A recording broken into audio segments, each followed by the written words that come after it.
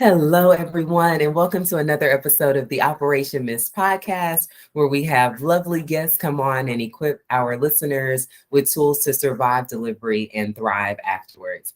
And today we have such an amazing woman on the podcast. I can't even contain my excitement. When I first heard her story, it was told to me in part by a woman named Patricia Prime, and she was a Love doula for Patricia this here. young lady. And I thought it was so miraculous what happened. And so I was excited to meet with you, Marsheila. And Miss Pat, the way she told it, it really helped me to realize that we are missing out on modern day miracles because people Wow. don't have the faith to stand and to believe in their bodies like you do. And it's not, I don't think that it's that women don't want to, it's that there are so many external factors that come into Yes. play that make them say, you know what, let me just pause so that nothing bad happens. But you said, let me stay the course to see what God can do. And Yes. so I think stories like yours need to be told, not because everyone has to take the course that you took, but that Mm-hmm. if they do, they know that miraculous things can happen. And so thank you for coming on and talking with us. I cannot wait to delve Oh, deeper into your wow. story, but please introduce yourself to the people. First of all, thank you so much for inviting me. I'm honored to have been invited and asked. Thank you. You're Well, my welcome. name is Marsheila Tillman. I live in Centerville, Georgia. I'm here in the Warner Robins area. I'm a first time mom, a wife to Earl Tillman, as well as a career woman. I work for the federal government with the Department of Defense. And prior to that, I had a long career, well, not that long, 9 years in the education sector as a teacher, academic coach, and assistant principal. And so I decided to pivot during the pandemic, and now I'm currently where I am now as a logistician with the federal government. Um, and I'm the mom of a miracle who we're here to talk about today. So I'm excited. Yes, I'm excited too. And so, just so people understand, the reason that she was introduced to us is because with Operation Miss, we monitor women typically either before they get pregnant to help them show up to pregnancy, and then throughout their pregnancy, help them remain healthy, avoid unnecessary complications, and in medical interventions if possible. And then afterwards, we monitor them to make sure that they recover well. And so, because of some parts of Marsheila's journey, Miss Pat decided that she would sponsor Marsheila to be a Miss Mom Yes. so that she could be monitored and recover well following bed rest in the Mm-hmm. hospital. And so just jump into, let's do this first, because one of the things we talked about was grace to win when we first started talking. And I remember, honestly, I was out walking, going to meet with the co-host of this podcast, Dr. Jessica Mm-hmm. Thompson, and I was in tears listening to your story. And so I want people to hear all of your story, not just this part of it, because I truly believe that what happened earlier in your life may have given you played a large role in the decisions you made this time. So talk to us about Grace to Win, please. So Grace to Win is a book that I have been writing. I'll stop and then I'll start, but I'm going to finish it this year. And actually, I believe God has taken me in another direction with the title. So I'm toddling between Grace to Win and Pregnant with Purpose, but it Oh, all means the exact same thing. So I believe my story I shared with you when I in 2017, at the age of 29, I was diagnosed with breast cancer out of the blue. Never had a mammogram, never found a lump or anything. I was sitting in my room here at the house and I saw a stain on my shirt. I thought it was ketchup stain because we finished eating earlier. And so I just, looked and kept doing what I was doing, and the stain began to get bigger. So I went and showed my husband, changed my shirt, still not thinking anything. I'm 29, had just been promoted in my career, so I'm on top of the world. right. And I sat back down in my room doing the stuff that I was doing, and the stain appeared again. And so I began to get a little nervous, but still not overly concerned. But I called my mom and told her about it because my mom was a breast cancer survivor. She was diagnosed in 15, and I was her caregiver. So I told her about it, and immediately she told me, you need to go to the ER. And that's when I got kind of, you know, alarmed. And so my husband took me to the ER. I went in, I still remember the nurse practitioner's face. I went in, talked to him about it. He didn't seem concerned. He said, "Oh, it's just an infection of the duct, of the milk duct." Gave me amoxicillin and sent me home.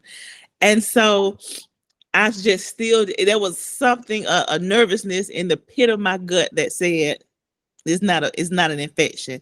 Go follow up with your OB. So at the very next day, followed up with my OB, and he told me to come in. And so he initially wasn't concerned either. He said, "Yeah, it could be an infection, but because you're concerned and because of your mom's history, I'll give you a biopsy."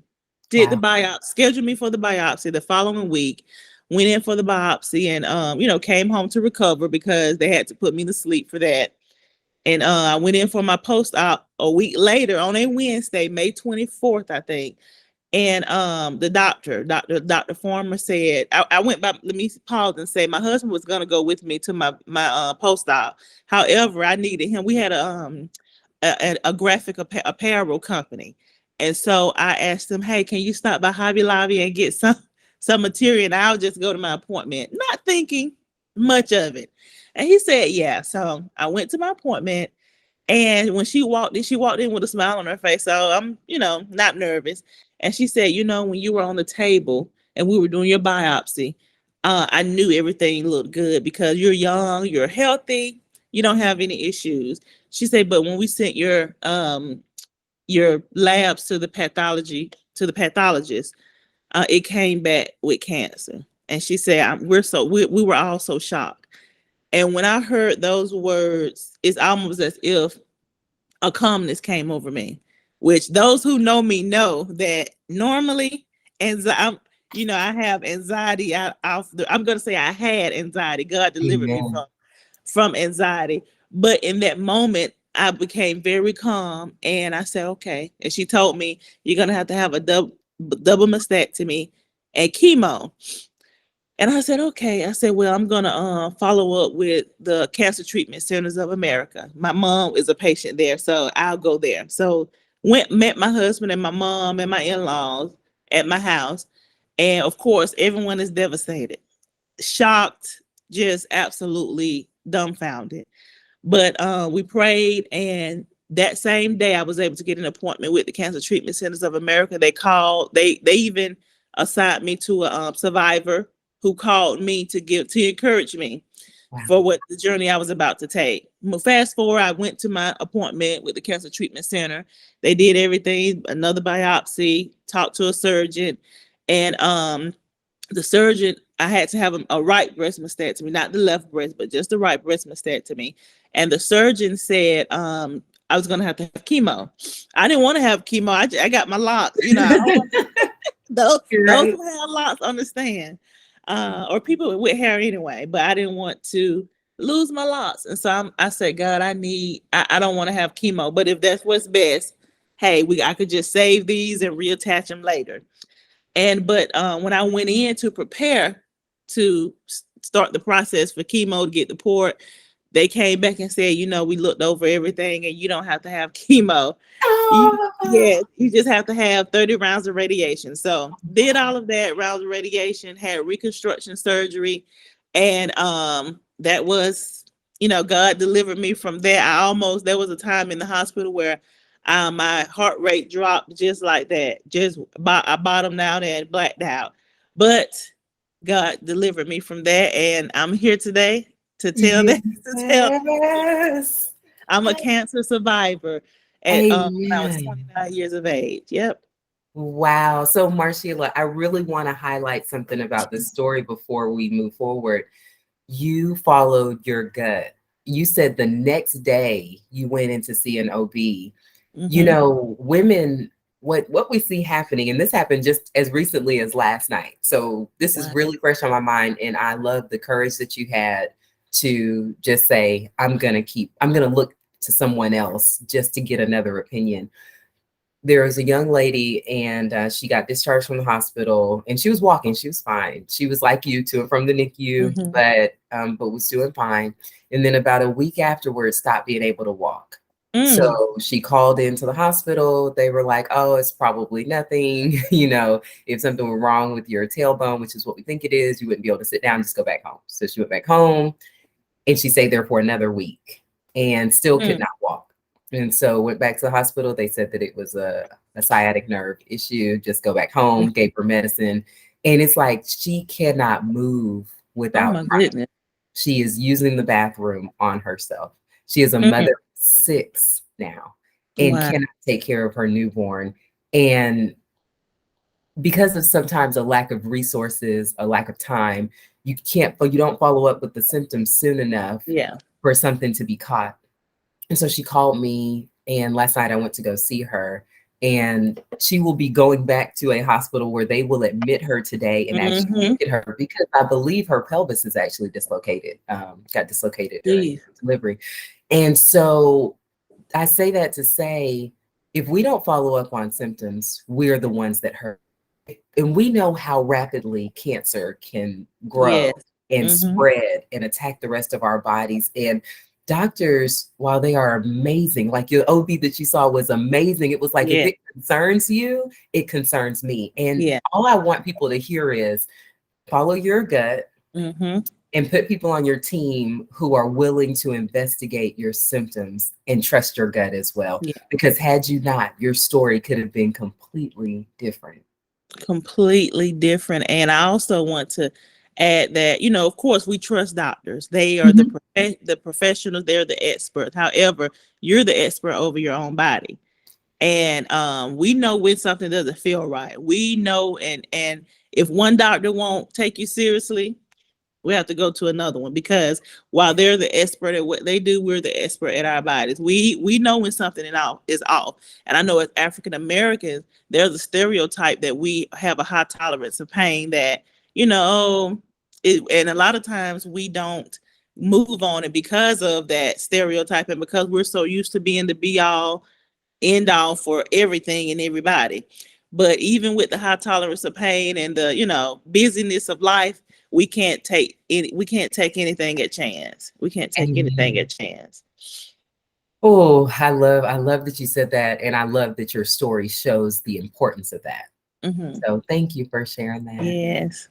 Okay, now flash forward, talk to us about this pregnancy. So journey to pregnancy, and then tell us what happened leading up to week 17. Yeah. So before pregnancy even happened, my husband and I have been married for 8 years, and on and off throughout the 8 years, we were trying not to, if that makes sense. We weren't trying to not get pregnant.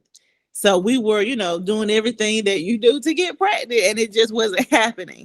And so by the time I was 28, I said, okay, yeah, I'm going to start going to the doctor, because we're getting a little older. We've traveled and had so much fun, but now we're ready to really be intentional about having a baby, and it just wasn't happening. So went to the doctor then, and he tried a couple of things. I took, what do you call I can't remember, the letrozole, Femera, that they give you to kind of help you ovulate. Took that, and the following year, which when I turned 29, that's when I was diagnosed with cancer. So we had to stop trying for a while. And so that was devastating, because we felt like we were, ready. However, I guess God said, not yet.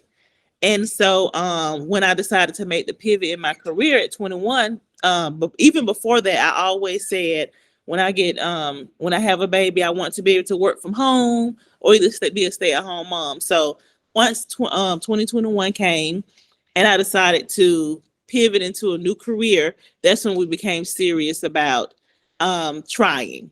But it still just wasn't happening. My oncologist released me to be able to, have a baby after going through everything dealing with cancer. And so it just wasn't happening naturally for us. And so we started looking at fertility treatments. We did 2 rounds of IUI treatments, and those were not successful. So they weren't successful. We were devastated. We were driving to Atlanta multiple times a week trying to, get pregnant, and just nothing happened. And so my mom, who's a pastor, she said, I don't know why y'all are trying fertility treatments. You're going to get pregnant naturally. She said it just kind of very, just very matter of fact. And I was like, oh my goodness, just support us in this process. She was like, oh, I mean, I support you, but it's not going to happen that way. So I was like, you know what? I'm not going to talk to her about this anymore. We want to have a baby. We're going to do IVF. And so we set up the consultation for IVF, which was supposed to be March 2022, March 21st, I think, 2022. And so my mom called me out the blue one day and said, God said you're going to be pregnant by the 15th. And I rolled my eyes. And I'm like, this is the same lady who doesn't support us doing fertility treatment. And it wasn't that she didn't support us. It's just that she know what she heard and what she prayed for. And her faith is so strong that it doesn't matter what it looks like, what it feels like, what it seems like. She stands on what she heard God say. Yeah. And I'm now at that place, but it took my journey in pregnancy to get there. And so January 15 came. I didn't think anything else about it. We're still waiting on our IVF appointment in March. So my husband went out of town to North Dakota. He came back, and February the 15th, something just told, day after Valentine's Day, I was laying in bed and I just said, something just said, take a pregnancy test out of the blue, take a pregnancy test. I took a pregnancy test and laid the test on. I'm so used to getting no's and negatives. It was so, at that point we had like 1,000 negatives. So it just became routine. So I'm thinking it's going to be a negative. I took the test, laid it on the nightstand and laid it. I didn't even wait for the 5-10 minutes, however many minutes it goes by. I didn't even wait for that. I laid it on the nightstand and went into bed. And my husband came to bed, the light was off. And I picked up my phone to plug it up before going to sleep. And the light from my phone, it's almost as if it highlighted the test. it shined on the test, and out of my peripheral vision, I saw 2 lines, and I said, I was so shocked. I said, Earl, it's positive. I picked it up and showed him. He was in disbelief. He made me. I think that night I took maybe 6 or 7 tests before he finally believed. Before I finally believed, like, okay, I'm pregnant. And then when I told my mom, I said, oh my God, it's February the 15th. It's the 15th, just like you said. And we didn't have to do IVF. So that process went by. I called Shady Grove Fertility. And I said, hey, I need to cancel my consultation appointment. And they wanted to know why. I said, because I'm pregnant. Oh my goodness. Yes. And so yes. And so that was a whirlwind, like a out of body experience. Made it through that process, started my appointments with my amazing OB, and everything was just very unproblematic, normal. And then we found out we were having a girl, and the week of my 17th gestation, I began to feel pain in my lower abdomen area that I've never felt before. It was very excruciating pain. And so I called my doctor, and she told me to come in that Friday. That was May the, I think, 23rd, if I'm not mistaken, to come in that Friday. And they gave me an ultrasound, and they said, well, the baby is fine. Everything looks good, looks normal. You're probably just having Braxton Hicks, or either it's just where the baby is sitting. And I was like, okay, still did not feel like that was it. So went home, and I woke up at like 2 a.m. The pain was so severe. I couldn't walk. I couldn't do anything. And so my husband took me to the hospital in Macon, and they admitted me just for a few hours, and they did the same thing. The ultrasound, checked the baby. Baby was moving fine. Everything looked fine. So they gave me Fentanyl. I think that's how you pronounce it, for pain. They didn't do anything. And as far as I'm concerned, it felt like I took a Tylenol or something. Or a placebo, but not a placebo. It didn't do a thing. And so they released me around 10 that morning, and I was home no more than 15 minutes. when let me back up no more before my water broke. I'll get to that. The doctor called me, my OB called to follow up, and I told her she wanted to know how the pain was. That's what I loved about her, that on her off day she called me. Wow. She remembered that I was in pain, and so I told her, hey, I'm still in pain, it didn't work. And so she said, well, follow up Monday. As soon as we hung up the phone, I felt a big gush. I didn't know what that was, but I knew it wasn't. It wasn't. I heard a pop first, and then felt the big gush. And so I immediately called her back. Couldn't get in touch with her. She called me back within 5 minutes, and I told her, and she said, "You need to come to meet me at my office." The office was closed, but she said, "Meet me at my office. You need to come." And I began to have little subtle cramps. I didn't know what that. I mean, first time pregnancy. I didn't know what that was. Right. And so my husband took me to her office on the Saturday, and she took it's just her there, so she did everything. She gave me she did a firm test to see if that was amniotic fluid. She and so she brought me to her office and did the swab, everything. And she came back with tears in her eyes, and she said, it was your amniotic fluid, your water broke. And she said, normally what happens after this, within 48 hours, you'll probably have a miscarriage. And so she told me about my options, about termination. And I asked her, I said, have you ever had we're devastated. My husband and I are shocked, devastated. I'm still having these cramps. And so she said, you're in labor, those are contractions. And when that happens, you'll probably miscarry within 48 hours. And I can't even begin to explain the feeling that we had. Everything was so perfect, and then this. Yeah. And so I asked her, have you ever had a success story? And she said, no, but hopefully you'll be my first success story. And so I made up in my mind right then and there that I would be. And so she talked about, terminate. It wasn't that she was advocating for termination, but, as a medical professional, you have to give all the risks. You have to give everything. Yeah. And so I told her, no, my husband and I both, we're not going to have, we're not going to have an abortion. We're not going to terminate. Whatever term you want to use, we're not going to do that. And so she left out and came back. She had been crying. And so it was Saturday, but she made some phone calls to maternal fetal medicine doctor. And he was able to fit us in that following week. And so that's if we didn't miscarry. But it in the event that you don't miscarry, which is very likely you will, then you're going to go to this appointment. And so Marsheila, hold on. This story is so good, so good. But I just want to pause for a minute. It makes all the difference when a provider believes with you. When a provider, let me just say this, not even that they have to believe what you believe, but that they put things in place in case what you believe comes to pass. That makes a huge difference. Yes. Okay, keep going. Yes. And so we went home. My mom rushed to us. We, our village prayed. We instantly we didn't tell a lot of people, but we told my mom, and that my mom told, her prayer warriors, because when I'm going through something, I can't talk about it. And at that moment, we were so devastated. Oh my goodness, we were extremely devastated. My husband is not a crier. However, he was really like a big ball of tears, of course. And so I think it was Father's Day. Before Father's Day, I ordered this book. I wish I had the book. But I ordered this book, and it was a personalized book for him. And it had her name, something about Sanaa Loves Daddy. And so I'm like, wow, I just ordered this book. And now this. And it's almost as if the enemy kept telling me you're gonna miscarry, because the pain was still there. I'm still having cramps more frequently, contractions. But I put myself on bed rest.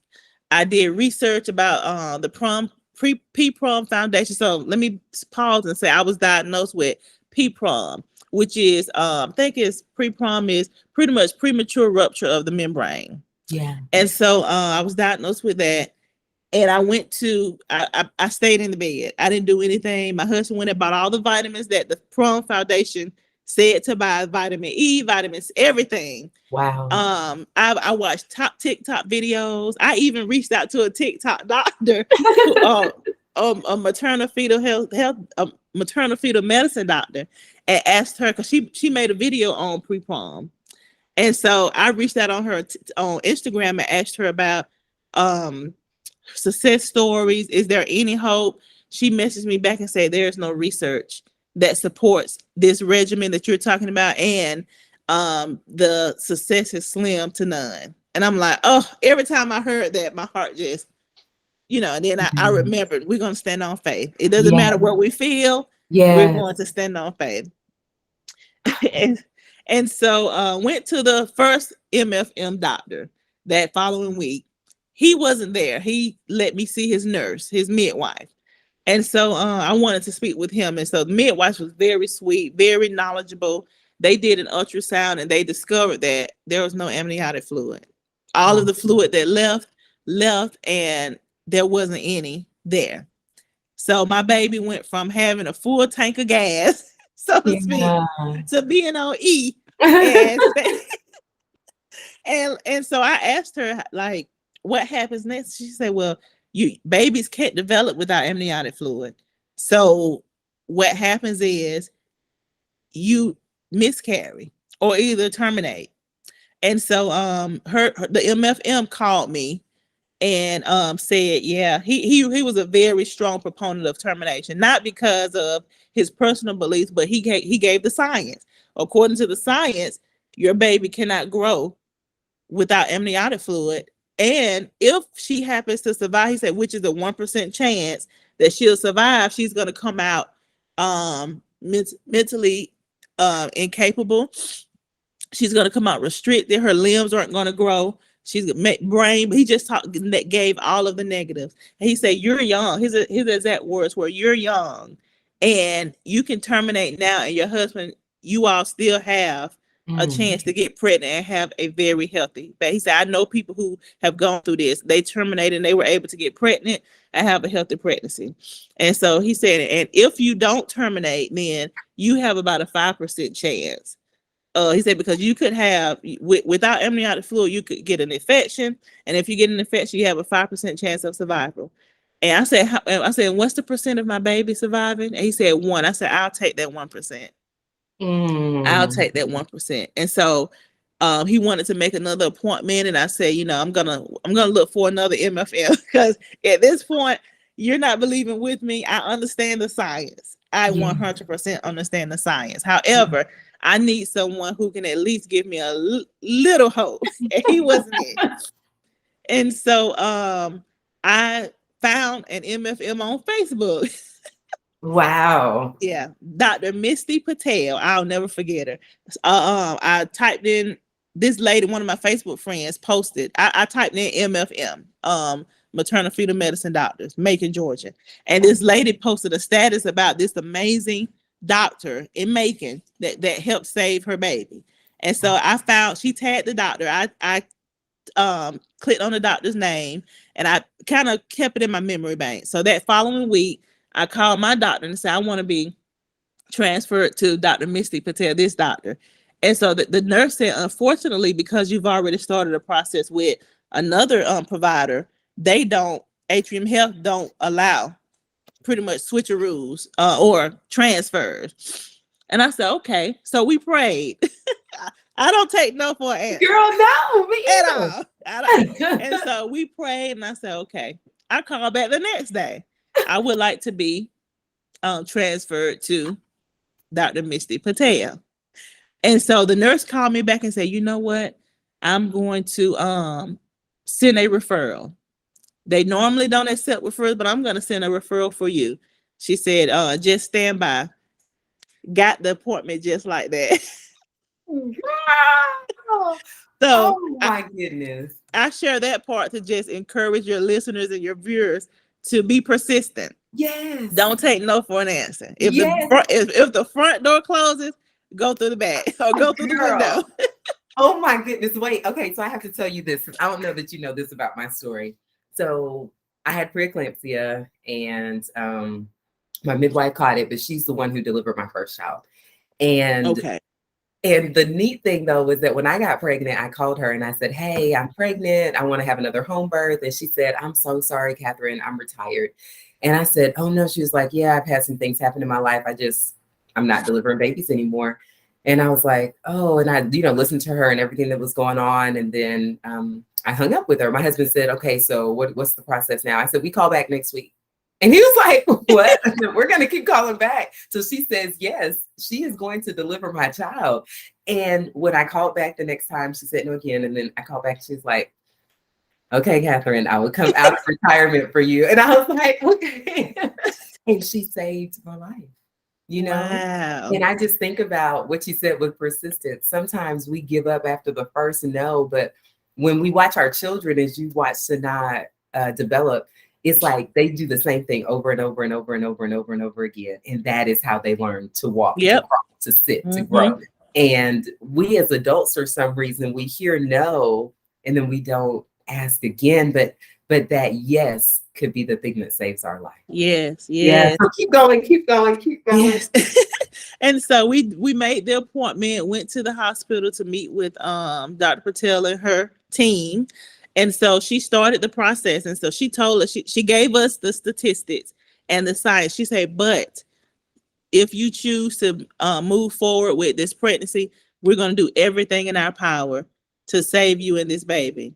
That's all we needed to hear. That's all I wanted, was someone to say, I'm not ignorant to the statistics and the science and the research. However, we just needed someone to say, but that's all we needed. And so we started the process. They admitted me to do 24 or 48 hours of antibiotics course. The antibiotics was basically for to help prevent infection. So and then she sent me home on a 7-day course. And she said, if you make it to 22 weeks, first she said 23 weeks. If you make it to 23 weeks, that's viability in the state of Georgia. If you make it, then we're going to admit you for the duration of your pregnancy. And I said, what about 22 weeks? What about if I make it to 22 weeks? She said, okay, if you make it to 22 weeks and 5 days, then I said, okay, we'll do that. She said, but you're going to stay on bed rest, drink all your water, do everything I needed to do. She sent me home. I was on bed rest from the day that my water broke in May until June 26th. I was admitted. I made it until that day. The only time I got out of bed was to shower, that kind of stuff, as well as when I would have weekly appointments with her team, just to check on things. Every single week they checked, there was no amniotic fluid. Mm-hmm. I was also diagnosed with anhydramnios. I think that's how you pronounce it. So that's basically no amniotic fluid. And so, of course, every time they check, I would see the looks on their faces, but we would praise God. My husband and I, we our mom and pastors, our team was praying, and we sowed seeds every week. We made it to another week. We would get our Cash App or Zelle and sow into the ministry, sow into the woman or man of God. Every single week we would make it, and that was our, what some people call blood seed for Sanaa, for her life. We sow every single week. We sow it, that we made it. And so my husband would celebrate every week. He would bring me a gift, whether it was flowers, something. And it was a big celebration. And I would post on Facebook, we made it, to week 22. We made it to week 23 every week. So we were admitted. And the week before we were admitted, I began to bleed. And of course, blood is a horrible sign of anything going on. And so they admitted me for observation, sent me home. And so I was admitted that Sunday. I stayed from week 22 and 5 until I delivered it but I'm moving forward, but let me stop right there. Yes. So when we got into the hospital, that was very hard, because just hearing it was scary. Every day I didn't know if this was going to be the day where, when they put me on the monitor, her heart was not going to, because I know she didn't have amniotic fluid. How in the world is she growing? How is that even possible? Based on everything that, the medical profession say, that's not possible. And so it's not that she wasn't making amniotic fluid. She was, because amniotic fluid is just baby urine. I was leaking it out. Every time she would urine, it would come out in big gushes.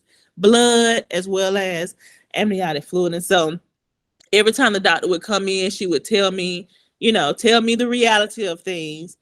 And I would say, but we're going to make it. We're Yeah. going to make, we never lost that faith. We always spoke life and prayed over Sanaa. Yeah. Blessed is the peace of Sanaa. We prayed over her every single day.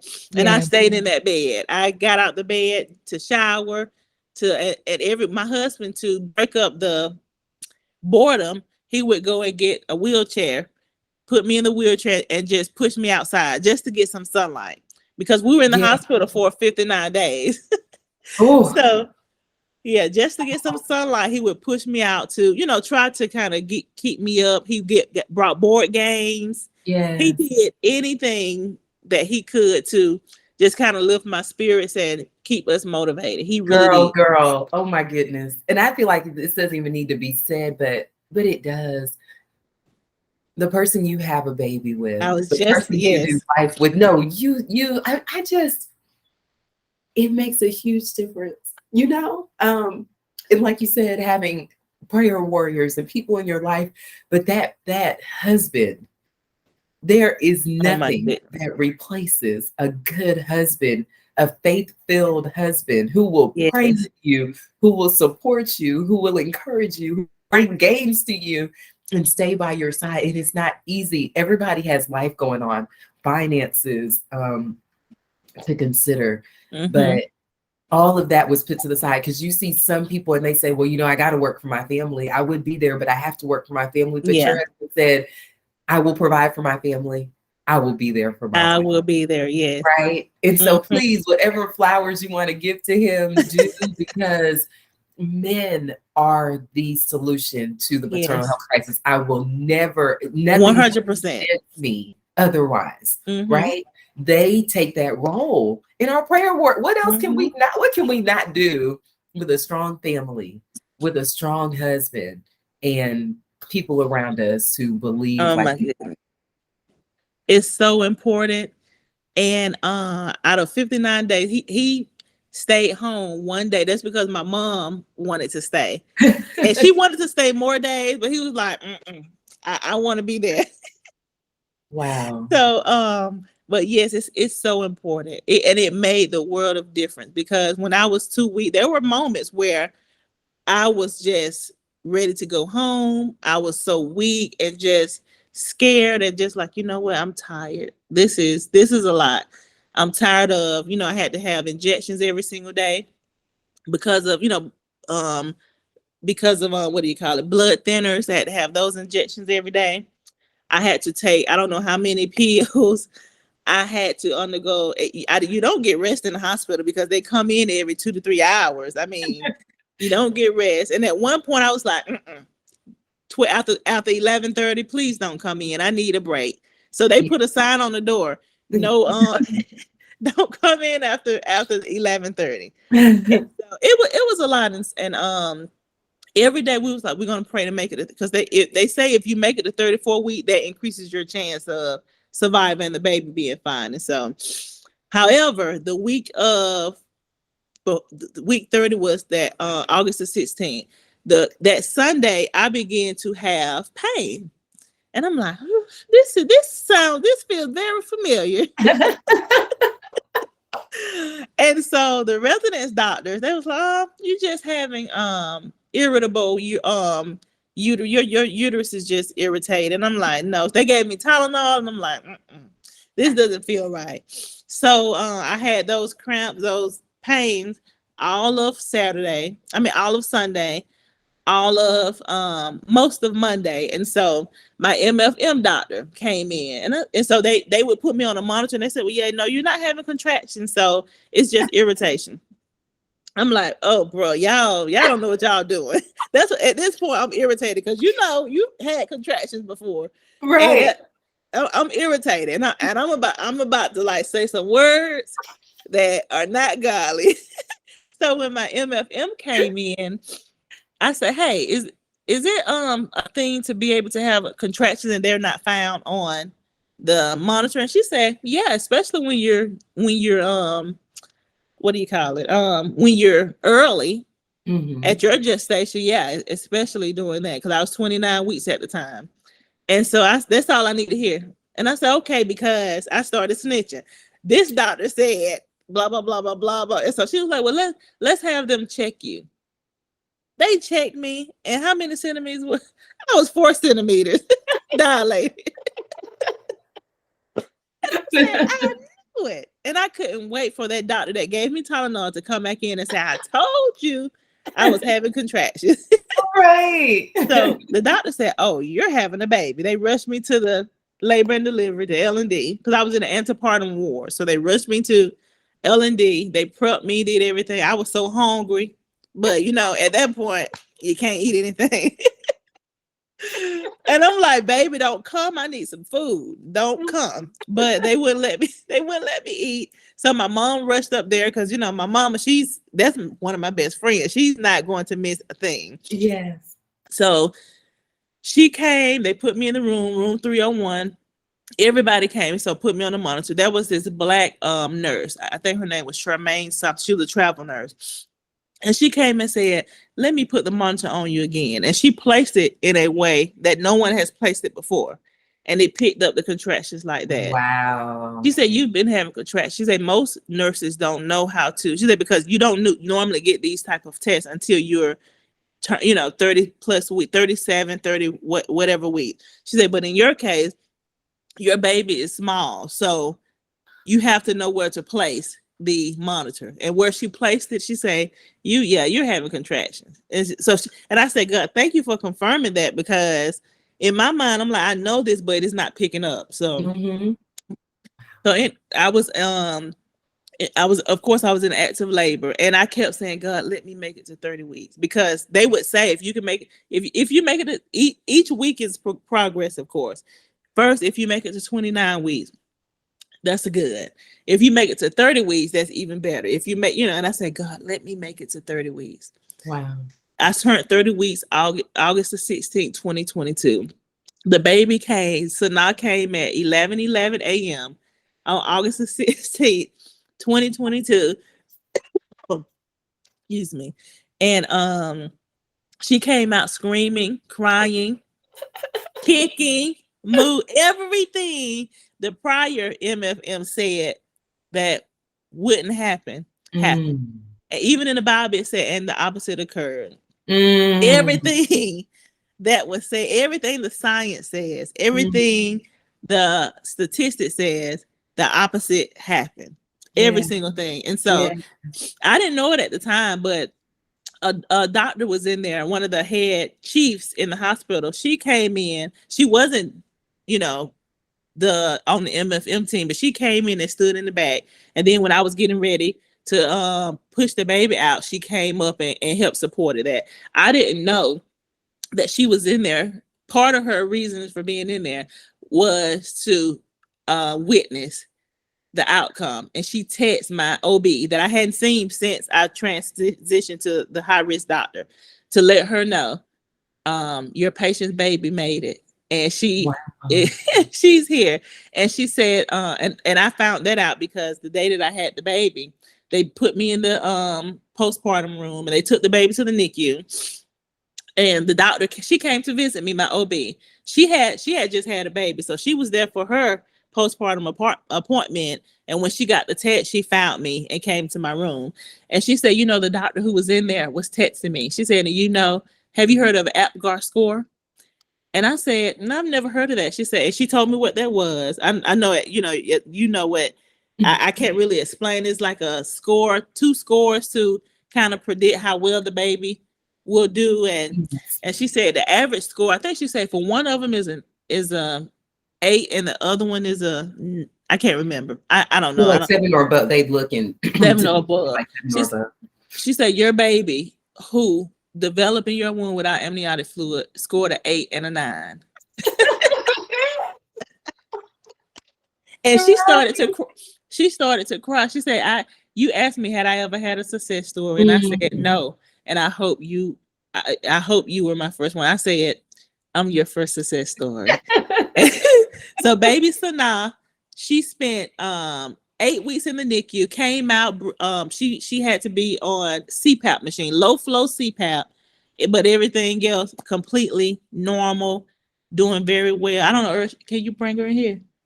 Because I want you all to meet the miracle. Yes, But yes. if you want to meet now, we want to keep going. But No, uh, please, whenever he brings the baby, we will see we'll the see. baby. Yes, the Okay. miracle that, according to statistics, wasn't Yeah. supposed to be here. Yes. That from week 17 until 30, no amniotic fluid. It still blows my mind how this little girl was able to grow and Yeah. develop without amniotic fluid. Because I don't know. because he formed her in your womb before you Yes, even knew her. That's why. yes, yes, He yes, he is yes. in control, total He's control. And science can only uncover so much, which is why research will continue to be done because we were designed divinely. We were not yes, designed by man. And so yes. what you experience is what I think more people would experience Mm-hmm. if they had your faith, if they had your husband, Yeah. if they had your team, if they had your patience, if they Mm-hmm. had your resilience. It is hard for me to sit for an hour, right? You stayed in bed for over 50 days, almost 60 days, because you believed that your miracle could happen. And the Yeah. thing of it is too, sometimes people, I have heard people and they're made to feel bad about following or going against the odds, right? Mm-hmm. They're like, are you really going to put your baby in that kind of danger? And Is your life yourself, yeah. worth it, right? You can Mm-hmm. just do this again, not realizing that we didn't do it in the first place. We didn't put that baby in there. Yeah. So if we just let control go and follow the best advice, the hydration, the resting. Like Mm-hmm. y'all put your entire lives on hold so that Yes. you could see this come to fruition. If we had more of that, then we would have more miracle babies. Mm-hmm. Yes. Yes. Definitely. And I joined some different groups on Facebook with that pertains to this, and there were people who babies didn't make it. They Yeah. got sick, and every time I would read that, I would get feel like, oh my goodness, and I would pray that the Yeah. opposite would happen. Yeah. And so there are some people who they listened to the doctor and had they terminated their pregnancies, but they came on and said, "Oh my God, had I known about this group, I would have held on a little longer. I Yeah. would have, done some more research on my own." And it's devastating that people. My heart goes out to those people because I say, wow, I can't imagine had we taken that advice, Yeah. but we wouldn't have known. So I told God, God, if you save me and my baby, if you save my baby, I promise you I'll tell the world of this miracle. I Yes. won't keep it to myself. I'll Yeah. advocate for other mothers, other babies. I won't keep it to myself. I will do what I'm supposed to do because this came from you. And so this process, I was in the bed, including home as in the hospital for a total of 90 days, but I was in the hospital for 59 days. And so during this process, it not only did it build my faith, I saw my husband transform into a totally new person. He transformed our marriage because it's like, wow, we are really we are really made to fight together, not fight each other, but fight circumstances together. And Yeah. together we can do some things. Oh my goodness. And so it Oh, really it changed my life and the lives of those around me who were able to witness the process. And it really, oh man. And even my doctor said when it changed my doctor's life because she's like, oh my goodness, I've been practicing for umpteen years and I haven't had one success. So everybody that this happens to in her experience have lost their baby. wow. But there's one. Let me see. Earl, you Yes. gonna bring her? Yes, and so I just want, and even those who, there are some people who have reached out to me, they decided to end the pregnancy. And I told them, I said, don't beat yourself up about that. Right. That's Right. over and done with. Don't beat yourself up about it. God's grace is sufficient.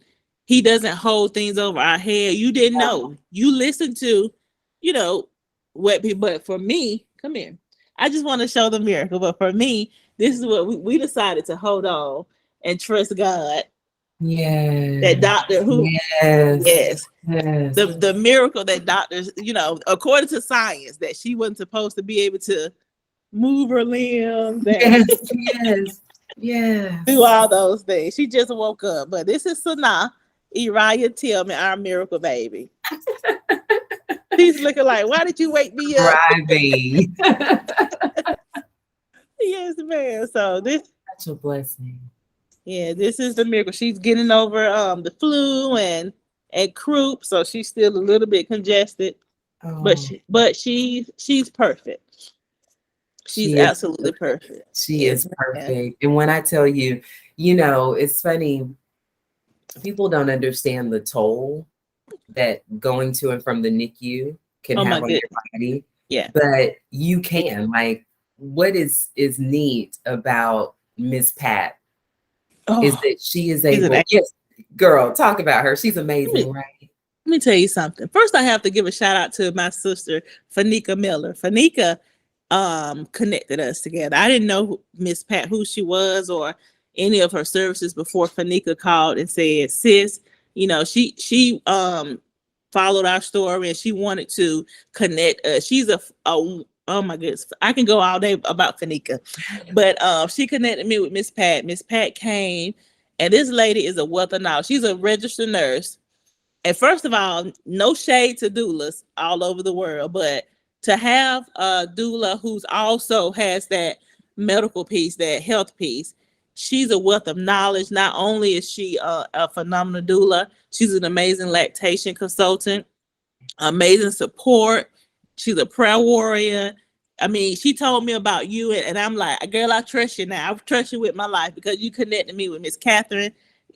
She's you all are absolutely amazing. And so I wasn't able to, she helped me with the breastfeeding piece because of my prior cancer history. I knew it was going to be difficult, and because I'm only working with one breast. However, I'm more knowledgeable on breastfeed, although I had to, result to formula feeding, which fed is best, whether it's breast or formula. And but she taught me the correct way of breastfeed. I was able to get out some colostrum, and she really and truly made me feel successful in this journey to new motherhood, to going back and forth to the NICU. She lended her services to come here to and offered to help us when the baby came home, and just oh my goodness, when we get pregnant again, which I know is going to happen, she's going to be my doula. Before I get pregnant, I'm like, listen, let me go ahead and hire your services as well as Operation Miss. I've been telling the world, everybody who I can talk to about, listen, this is have you heard of how Operation Miss? This is what, because being able to wear the watch make me, and to have someone, monitoring, it also made me more cognizant of making sure I get more rest, making sure I'm drinking the water, making sure I'm not stressing. Because I remember you would text me, hey, what's going on? And I'm like, darn, I forgot somebody was watching. And I'm like, yeah, you're right. I didn't get a lot of rest last night. And so ever since then, although I need to be more consistent with wearing it now. But ever since then, I have been intentional about getting the rest, intentional about drinking my water and not stressing, because I think about the services you provide, and it's so needed for women. And it's like, wow, people, yeah, you all changed my life for real. I know you told me to talk about Miss Pat, but I had to just throw that in because I'm forever grateful for Operation Miss, the work that you do. I think it's needed all, not just in this area, but all over, because y'all are bad to the bone. Thank you so much. And I have to tell you, your story, the reason I think someone just had a baby, it took 5 days. So she got admitted to hospital. She was scared by her doctor. He told her that, her placenta was dead, that she was being Mm. selfish, keeping the baby, inside. She just needs to go ahead and have a C-section. And as a mom, it's so hard to, when you hear that, to say, okay, no, I still trust my body. I still trust my design. I still Mhm. trust that the baby can come out vaginally. And she had had a C-section her first birth. And I told her your story. Mhm. And she was like, if she could do it for that long, I can persist for 5 days, you know, or for Yes. however long it takes. And Yeah. that's what she kept asking me. How long do I wait? Wait as long as it takes. Your Hmm. baby's fine. You're fine. Just wait. And Yeah. when I tell you she had her baby vaginally, and now she's like you, Yeah. telling, like shouting from the rooftops the goodness of God and, you know, the miracle of her story, it is that you help providers who have faith. Because my faith, when I tell you, people are like, girl, I don't know where you get this faith from, but I don't know either, but I'm grateful for it. As I take literally, when the first time I saw a mustard seed, and then I you know, remember the Bible verse about it being able to move mountains if you have faith that size. I thought, why not believe?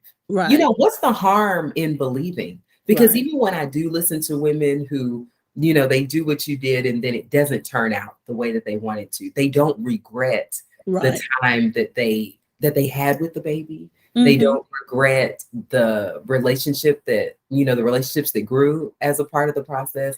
They don't regret a lot of things. Right. They more so, I feel that more people regret it when they say, well, what if I had stood on faith? What if I Hmm. had, you know, tried? And so as a provider, I need more stories like yours Yeah. so that we Right. can share with moms and they can say, wow, if she can do it, I can do it. If she Hmm. can do it, I could try it, you know? Yeah. Yeah. And Hmm. so I don't know how many times I've told your story, maybe 100 times. And so that's why I thought, let's Thank just get her on the you. podcast so she could tell her own story.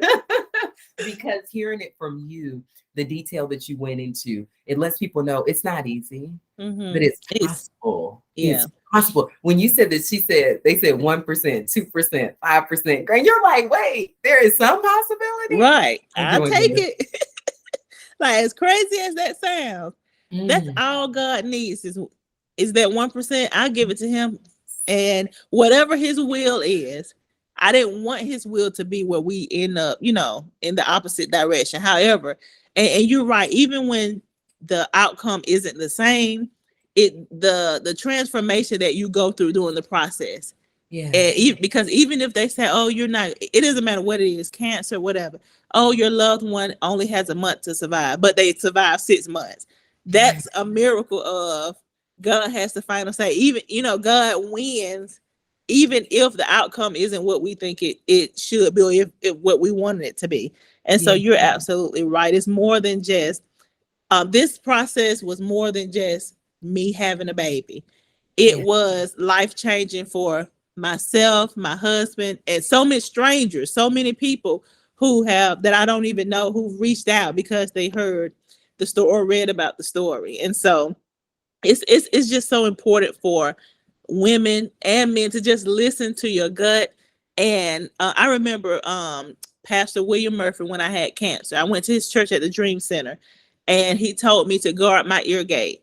He didn't even know I had cancer, but he said, God said, guard your ear gate. Be careful who you allow inside your ear.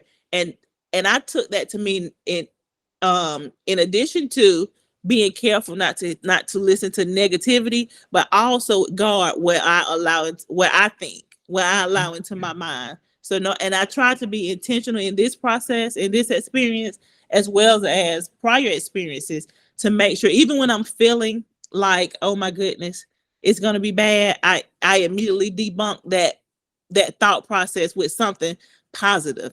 And I remember one time I asked my mom, I was like, you said it's my winning season, but it doesn't feel like it. I'm feeling depressed, but you keep saying, you know, God says you're win. And so she said, it's winter outside, right? And I said, yeah. She said, but when you walk outside, it feels warm. But just because of how it feels doesn't mean it's not winter. Oh. She said, so we can't go off of what we feel to determine what season we're in. And Mm. I kept that in my heart because I'm like, wow, you're right. Just like now, it's January. It's supposed to be cold outside. However, it's warm, but that doesn't mean it's spring. That doesn't mean the seasons change. It's Right. just the weather has changed. And so I said, wow. She said, so just because it doesn't feel like it, that doesn't mean your season has changed. You can't go by what you feel. And so even when you're going through um pregnancy complications, whatever the health scare is, we may feel like one thing, but we have to stand on our faith. We have to be Yes. persistent, despite what it feels like. And if doctors say, I had a doctor when my baby was in the hospital. Um, I was determined, like, okay, if you all don't give her, she had to go in the hospital last week because of the flu symptoms just overnight. And so I said, I had made up my mind. If they say no, I'm gonna say, okay, put it in her records that you said no. Yeah. Put it Yeah. in her records. And I've been intentional to make sure to practice that, even doing anything, any medical scare. If I feel like, okay, I need more testing for this, or I feel this, they say no. Okay, can you put that in my records that you said no, that you're Yeah. denying me additional testing, Yeah. although I'm telling you this is what I feel. And they Yes. change their mind every time. They go Every ahead and do it. time, right? There has to be a hack for getting our symptoms, looked at and investigated. And that is, what I realize is when people have data, so someone may be given a medication and their data is really looking like they're sick. So they're given medication, their data does not get better. That gives a woman what she needs sometimes to say, I'm going to go back and ask again, because I know that they're saying this is working, but my body is telling me that it is not. And we should not have to have that data, though. We should not have to bring something to a doctor and say, look, this is what I'm seeing. Right. They should just say, it feels wrong. Let us investigate. Mm-hmm. The good thing is what you are telling everyone is be persistent, stand up for yourself. We tell our kids to do it in school. Why do we stop doing that as adults? We've got to stand up. We've got to ask for more testing. We've got to make sure that we hold the people accountable who are supposed to be taking care of us, to take care of us, take care of our children. Because if we don't, we lose. If our husbands don't protect us, we lose. They lose. Our relationships don't get stronger when our husbands step back and just let things happen to us when they could stand up and protect us. Without information, though, then we just default to the doctor. So what I feel is, as a husband, as a support person, default to what the person who is birthing or who's going through the situation feels. So if we just make that our default instead of what the medical system says sometimes, every time, because I'm a physical therapist, so I am part of the medical system, right? And I'm also a faith-based professional. I And love so it. Yes. I believe more in God than I do in science. That is, at the end of the day, that is the difference. And that makes the difference in a person who is also faith-filled. And so I think that you were surrounded by both. And the neat thing is that because of that, you have positively impacted a lot of people's lives, more than more than the person who walked in to witness the miracle. It Yes. was more people where you changed from that practice, so they knew. You came to this practice, so all of them knew. Dr. Patel, I will refer everyone to her thanks to you. Yeah, she's amazing. Amazing, right? And so you have done what you were called to do, as a woman, a daughter of God, and you're stronger as a result. Your whole family, your life, your outlook. I remember one time I reached out to you and you said, oh, I won't be able to, it was like, you're not going to be able to adjust today because you were going back to the cancer center. And it was like, okay, my dad is going to be off for a few days, but this is what we're doing. This is important to me. And that matters. Wow. That you're able to say, and I think that that's what people don't get. It's not about wearing the watch. It's about awareness. Now you're aware, this is what makes me stressed. This doesn't. Okay, I can do this for a couple of days, but then I have to get back on track, because you didn't survive this pregnancy only to have a poor quality of life afterwards. Right. You survived the pregnancy so that you could thrive and spend the rest of your life with your family and be in good health. You came that we would have life and have it more abundantly, and not that we would give our lives over to the medical system and then end up living in poor quality. Exactly. And I also want to add that it's so important. I love that you said you're a physical therapist, but you're faith filled and you believe God, because I love when I meet medical professionals like yourself who lead with their faith and lead with what they know God to be and who they know God to be. I met I've known her all my life, but she wasn't my doctor. She's an OB, Dr. Tawana Gilliard. She's out of South Carolina, but I reached out to her via Facebook just for advice, and she told me usually this is what happened, but she said, but we're gonna pray and ask God. And she, when I tell you, she prayed a prayer, and she would reach out to me, every once in a while via Facebook just to check and see how I was doing, and I would give her my progress on what I went to the doctor today. This is what happened, whatever, whatever. And so just to meet people and be connected to people who are doctors and dentists, and my dentist is a faith powerful woman of God. So just to meet people who you all have these credentials, you've done the work, the training, but you still lead with your faith and with God. To me, that is so powerful. And I always want to surround myself, go to doctors and dentists and physical therapists who I know are men and women of God, because yes, you do your job and you do it well, but you pray before you go to work. Amen. You ask God to lead you in caring for the people who have entrusted you've been entrusted to take care of.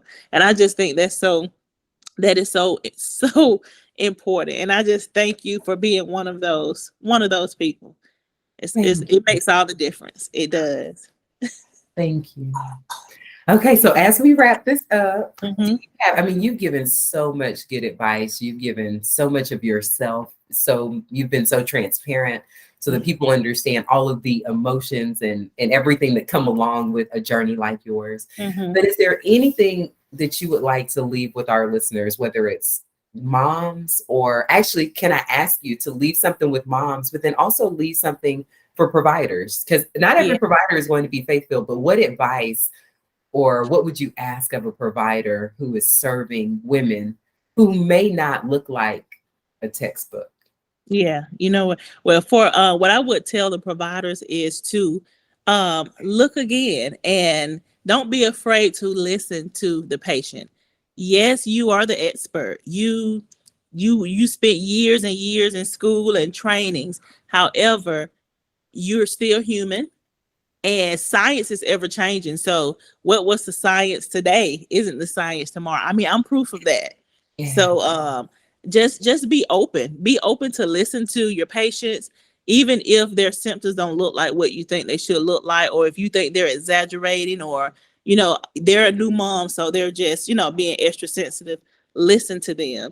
It's better to take precautions and to be proactive than to wait and not listen to them and try to stay on the course for which you've been trained, and something bad happens. You don't want to be that physician that said, wow, even if I would have taken 2 more minutes to do this extra test that may not come out to be anything, but at least you tried.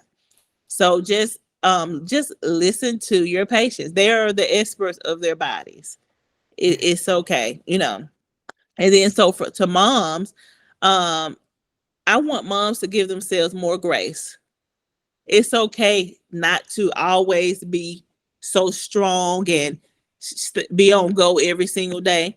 Give yourself grace to be able to carry a baby, to be able to give birth. That's a life-changing experience, completely life-altering, life-changing. There's a reason only women can do that. I don't care what's going on in the media.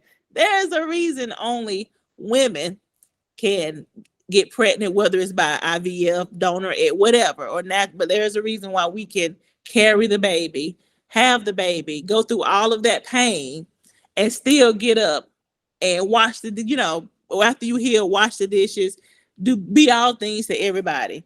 Be all things to yourself first. Be all things to yourself first. Give yourself grace, and also advocate for yourself. And not only that, but teach if you're married, have a significant other, teach them how to advocate for you, because men I hate to say this, but most men naturally don't know what to say. Yeah. Or how to advocate for a woman in their body. But you have to teach them and include them on the experience of, and so one of the things I did before we had the baby, I talked to my husband, listen, if I'm in the event that I'm I'm unable to advocate for myself, this is what I want to happen. This is what I want you to say. Whatever you do, advocate for me. I don't care what they say. advocate for me. And so we used to have those candid conversations. And so it's important as a woman that you're able to do the same, have a team around you who believes the same thing you believe, and that they know for sure what you want to happen. But most importantly, give yourself grace and advocate for yourself. Don't take no for an answer. Do not take no for an answer. And listen, you told me one thing, but I'm just listen to your body. Yes. Listen to your body. If the headache, if you're not used to having headaches and all of a sudden you're having headaches, go. I don't care how many times you have to go. I don't care what it looks like. They may say, "Ah, you were just in here last week." Okay, and Yes. this is your life. This is your life, and you can't take it for granted. Because so as a mom, you absolutely rock. As a woman, those who are trying to get pregnant, I can say that in due time it's going to happen. It happened for me. It can happen for y'all. I'm telling you. Yes. Yes. Yeah, it can happen. Oh. Yes. If it happened for me, God can do it for you. Yes. 1000%. And it's going to happen. Amen. Amen. Yeah. I cannot say anything better than that. I just want to say thank you from the bottom of my heart for sharing your story. I am grateful that Miss Pat brought us together, because otherwise I would have missed out. I have never heard your story outside of Miss Yeah. Pat and you. And Yes. so to have missed this would have been, Wow. yeah, I don't even know where I would be. So I am grateful for you coming on and sharing, because now you will reach the masses. Yes. Thank you for this, for the opportunity, and for doing what it is you do. This is ministry work. The Mhm. lives that are being changed and saved through your organization, through your business, through your ministry, it is godly work. And my prayer is that God continue to replenish you and give you the provision for what it is you want to do, so that you can do it on an even bigger level, because this is important. It's work that needs to be done. It really is. And so thank you so much for just taking the time to work with me, help me, give me advice, and then taking the time to use your platform to tell